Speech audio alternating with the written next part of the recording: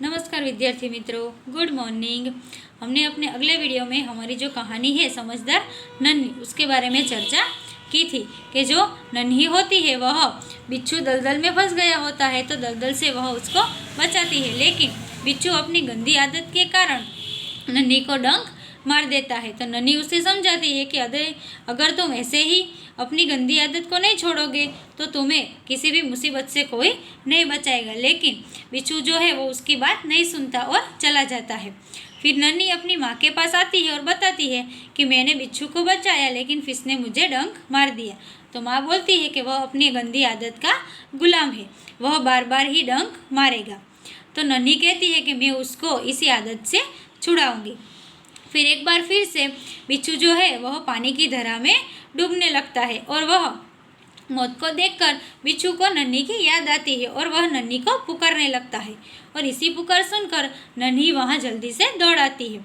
लेकिन नन्ही के मन में एक विचार आता है कि अब मैं अगर उस बिच्छू गंदे स्वभाव वाले बिच्छू को नहीं बचाऊंगी, उसने मुझे डंक मारा था।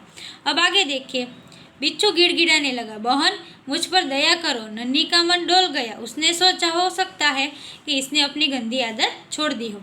बिच्छू जो है वह उसे गिड़गिड़ा कर यानी कि संकट में होकर गिड़गिड़ा से विनती करके रिक्वेस्ट कर से उसको बहन को बताता है कि बिच्छू नन्ही बहन तुम मुझ पर दया करो, मुझे इस मुसीबत से बचाओ। नन्ही जो है वह कैसी थी, अच्छी स्वभाव वाली थी, उसका मन भी अच्छा था। तो उसके मन में फिर ऐसा विचार आया कि हो सकता है कि बिच्छू ने अपनी गंदी आदत जो है वह छोड़ दी होगी। नन्ही ने बिच्छू को दोबारा जीवन दान दिया। बिच्छू अपने स्वभाव के अनुसार उसे डंक मारने के लिए आगे बढ़ा। नन्ही ने फिर सोचकर बिच्छू को बचा लिया और उसको दोबारा भी उसका जीवन बचाया। लेकिन बिच्छू जो है वो अपने गंदे स्वभाव से छूटा नहीं था, वह दूसरी बार भी डंक मारने के लिए आगे बढ़ता है। नन्ही उसका इरादा समझ गई, वह मुस्कुराकर बोली, बिच्छू भाई ठिठक क्यों गए, डंक मारो। आगे बढ़ता है लेकिन नन्ही समझ जाती है और वह कहती है, मुस्कुराकर बोलती है कि ठिठक क्यों गए। ठिठक जाना यानी कि क्या होता है कि रुक क्यों गए, झिझक क्यों गए। ठिठकना यानी कि रुकना, झिझकना।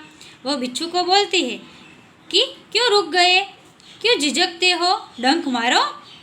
बिच्छू शर्म से पानी पानी हो गया। वह खिसियाकर बोला, बहन एक बात बताओ, मैंने सदा तुम्हारे साथ विश्वासघात किया, फिर भी तुमने मेरे साथ भलाई ही की, ऐसा क्यों। वह बिच्छू जो है वह शर्म से पानी पानी हो जाता है, उसको बहुत ही शर्म आने लगती है। तो नन्ही क्योंकि नन्ही उसको सामने से बोलती है कि तुम डंक मारो, ये तो तुम्हारा स्वभाव है। तो बिच्छू पानी पानी हो गया, उसको बहुत शर्म आई और वह बोला कि बहन बताओ तो, मैंने तुम्हारे साथ हमेशा विश्वासघात किया, तुमने मेरी मदद की, फिर भी मैंने तुम्हारे साथ तुमको डंक ही मारा, तो फिर भी तुमने क्यों मेरी मदद की, क्यों तुमने भलाई की, ऐसा क्यों किया, तुमने हर बार क्यों मेरी जान बचाई। तो नन्ही बोलती है, भलाई करना मेरा स्वभाव है। नन्ही क्या कहती है, भलाई करना मेरा स्वभाव है, किसी की जान बचाना, किसी की मदद करना वो मेरा स्वभाव है। मैं तुमसे बदला लेने के लिए अपनी अच्छी आदत क्यों छोड़ दूँ। वह कहती है कि मुझे अगर तुमसे बदला लेना है तो मैं तुमसे बदला लेने के लिए अपनी अच्छी आदत है वो क्यों छोड़ दूँ। तुमसे बदला लेना होता तो मुझे भी तुम्हारे तरह बुरा बनना पड़ेगा, लेकिन मैं अपनी अच्छी आदत नहीं छोड़ूंगी। मेरा काम बचाना है, मैं मुसीबत में पड़े को बार बार बचाती रहूंगी। तुम्हारा काम डंक मारना है, तुम मानते रहो, देखती हूँ कौन जीतता है। नन्ही बोलती है कि मेरा काम क्या है कि कोई मुसीबत में हो तो उसको मैं हमेशा बचाती रहूँगी, यह मेरा स्वभाव है, भलाई करना ही मेरा स्वभाव है। मैं मुसीबत में पड़े लोगों को या कोई भी को हर बार बचाती रहूँगी। तुम्हारा काम क्या है, डंक मारना, तुम डंक मारते रहो, ये तुम्हारी गंदी आदत है। फिर मैं देखती हूँ कि तुम्हारी अच्छी गंदी आदत जीतती है या मेरी अच्छी आदत जीतती है। बिच्छू पछतावे से भर गया, बोला, नन्ही बहन आज तुम जीत गई, मैं वचन देता हूँ कि अब मैं किसी निर्दोष जीव को डंक नहीं मारूंगा। बिच्छू को बहुत ही पछतावा होता है। वह नन्ही की बात को अच्छी तरह समझ जाता है और कहता है कि मैं आज से तुमको वचन देता हूँ कि मैं अब से अगली बार से किसी निर्दोष जीव पर कभी भी डंक नहीं मारूंगा। नन्ही खुश होकर नदी में चली दी।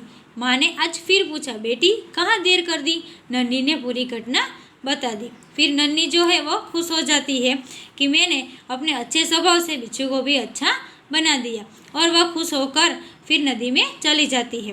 तो इस बार भी नन्ही ने माँ ने पूछा कि इस बार भी तुम कहाँ रह गई थी? तो नन्ही ने पूरी बात बताई।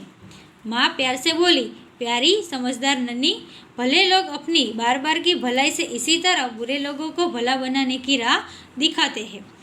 वह कहती है कि तुम बहुत ही प्यारी हो, समझदार हो।